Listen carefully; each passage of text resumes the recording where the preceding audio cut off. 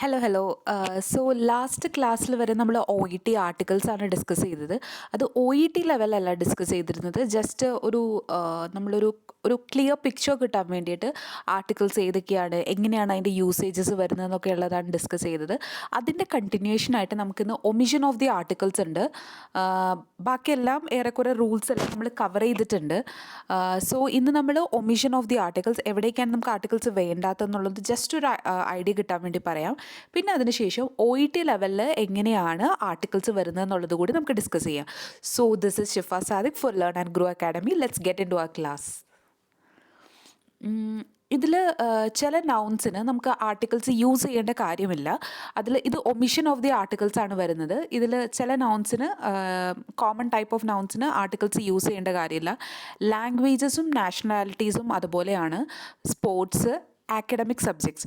So ഈ ലാംഗ്വേജസും നാഷണാലിറ്റീസിലേക്ക് വരുമ്പോൾ നമ്മൾ ഒരു പോപ്പുലേഷൻ, ഒരു രാജ്യത്തെ ജനങ്ങളെ സൂചിപ്പിക്കാനാണെങ്കിൽ അവിടെ the Spanish are known for the warm hospitality.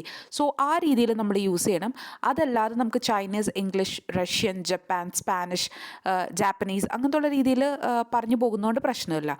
അതുപോലെ തന്നെ സ്പോർട്സിൻ്റെ കാര്യം വരുമ്പോഴും വോളിബോൾ, ഹോക്കി, ബേസ്ബോൾ ഇതിൻ്റെ ഒന്നും കൂടെ ആർട്ടിക്കിൾസ് യൂസ് ചെയ്യേണ്ട കാര്യമില്ല. പിന്നെ അതുപോലെ ആക്കഡമിക് subjects, mathematics, biology, history, computer science. So പക്ഷേ ഇതിൽ ശ്രദ്ധിക്കേണ്ട ഒരു കാര്യം, ഒരു പോപ്പുലേഷൻ, ഇപ്പോൾ ഹീസ് ആൻ ഇന്ത്യൻ എന്ന് പറയുന്നത് ആൻ ഇന്ത്യൻ യൂസ് ചെയ്യാൻ കാരണം ഒരു പോപ്പുലേഷൻ അല്ലെങ്കിൽ ഒരു പേഴ്സണെ സ്പെസിഫിക് ആയിട്ട് പറയാൻ വേണ്ടിയിട്ടാണ്. സോ അതുകൊണ്ട് അവിടെ ആർട്ടിക്കിൾസ് യൂസ് ചെയ്യേണ്ട കാര്യമുണ്ട്. അതല്ലാതെ വരുമ്പോൾ ആർട്ടിക്കിൾസിൻ്റെ ആവശ്യമില്ല. ഇനി ഒ ഇ ടി ലെവൽ നമ്മൾ കറക്റ്റും ഇൻകറക്റ്റും ആണ് നോക്കുന്നത്. അതെങ്ങനെയൊക്കെയാണ് വരുന്നതെന്നുള്ളത് നോക്കാം. The patient has a family history of diabetes. ഇത് ഇൻകറക്റ്റ് ആണ്. കറക്റ്റായിട്ടുള്ള യൂസേജ് വരുന്നത് the patient has a family history of diabetes, has a family history of diabetes. ഇത് വരുന്നത് if it is the first time to give this information then the indefinite article is required for countable nouns. ഒരു has a family എന്നുള്ളത് countable noun ആണ്. ആദ്യമായിട്ടാണ് നമ്മൾ ഈ പേഷ്യൻറ്റിൻ്റെ കാര്യം പറയുന്നത്, പേഷ്യൻറ്റിൻ്റെ ഫാമിലിയുടെ കാര്യം പറയുന്നത്. സോ അതിൻ്റെ കൂടെ എ ഫാമിലിന്ന് യൂസ് ചെയ്യണം. കാരണം ഫസ്റ്റ് ടൈമാണ് നമ്മൾ ഈ ഒരു ഇൻഫോർമേഷൻ പാസ് ചെയ്യുന്നത്. സോ അതുകൊണ്ടാണ് a family history of diabetes. ഇനി അടുത്തത്, in addition the pain in the right knee joint has appeared over the last 2 years.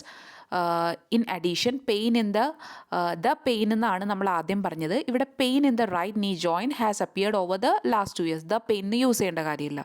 ഇനി അടുത്തത്, thank you for seeing mister and Mrs Conway who have presented to me for the fertility advice.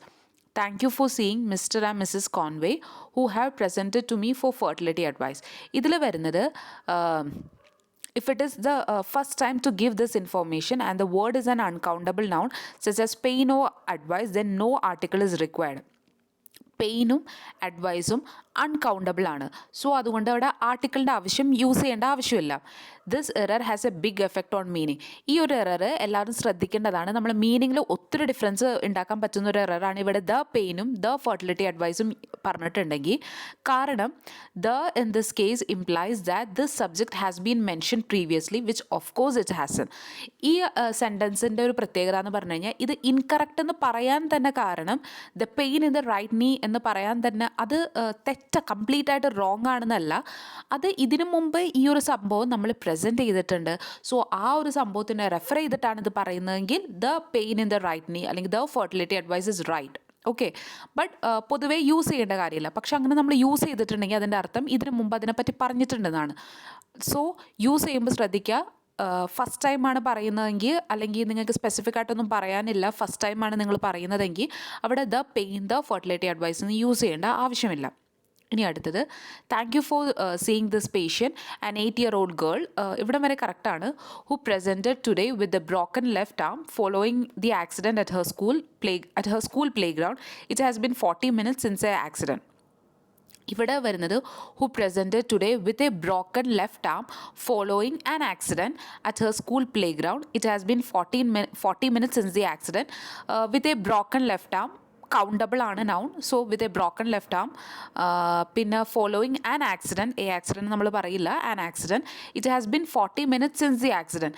Since the accident എന്ന് പറയാൻ തന്നെ കാരണം ഇതിനു മുമ്പ് നമ്മളത് refer ചെയ്തിട്ടുണ്ട്. ഇനി അടുത്തത് റെഫറിങ് ടു സംതിങ് സ്പെസിഫിക്. നമ്മൾ പറഞ്ഞു the is used for something specific. പിന്നെ അതുപോലെ തന്നെ these articles are usually omitted in the case notes. Case notes എഴുതുമ്പോഴത്തേക്കും നമുക്ക് ഇത് ആർട്ടിക്കിൾസിൻ്റെ ആവശ്യമില്ല. This is because the case notes are in short note and standard grammar rules do not apply. However, for referral letters, it is necessary to apply and adhere to standard grammar rules. Referral letters ആണ് എഴുതണമെങ്കിൽ you have to adhere to the grammar rules. Case notes ആണെങ്കിൽ grammar rulesൻ്റെ ആവശ്യമില്ല. You can write it as short as possible.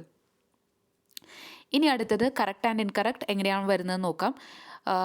She was on Microgynon 30 for previous 5 years.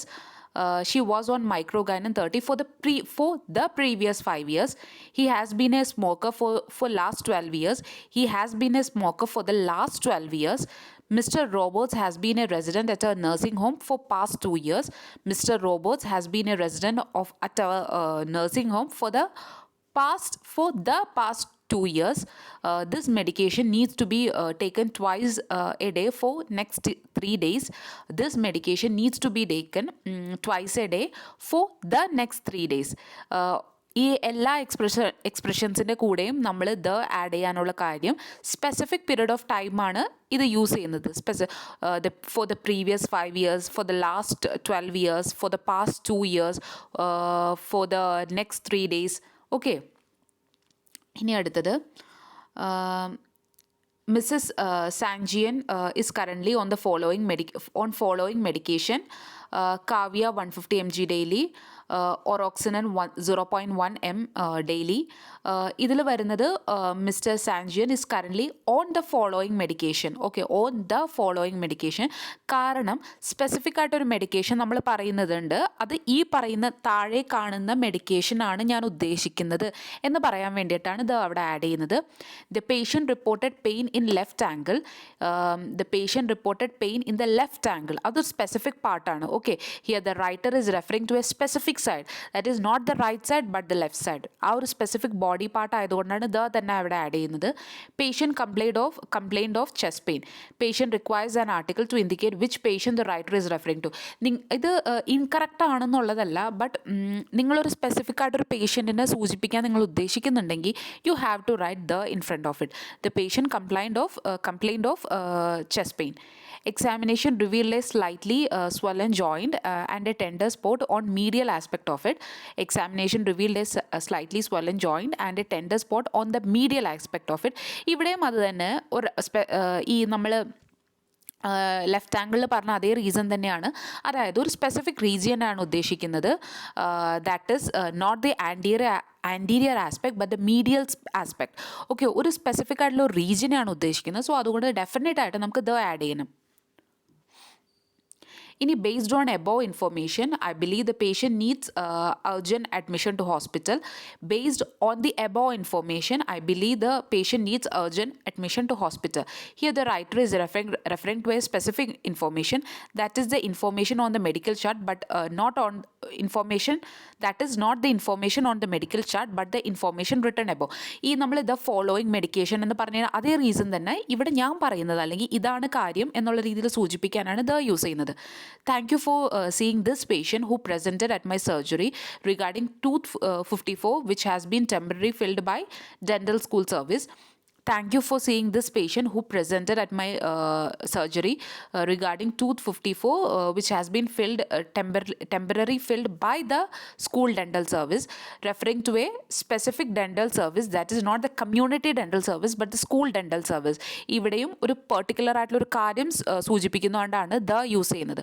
So ഇത്രയും കാര്യങ്ങൾ നമ്മൾ പറഞ്ഞത് the എന്നുള്ള aspect മാത്രം എടുത്തിട്ടാണ്. പിന്നെ ഇനി നമുക്ക് ആർട്ടിക്കിൾസ് തന്നെ ആയിരിക്കും നമ്മുടെ നെക്സ്റ്റ് ക്ലാസ്സിൽ ഡിസ്കഷൻ വരുന്നത്. അപ്പോൾ നമുക്ക് കൂടുതൽ കറക്റ്റ് ആൻഡ് ഇൻകറക്റ്റ് വെച്ചിട്ട് OET ലെവലിൽ ഡിസ്കസ് ചെയ്യാം. So thank you for your patients. Have A so good night.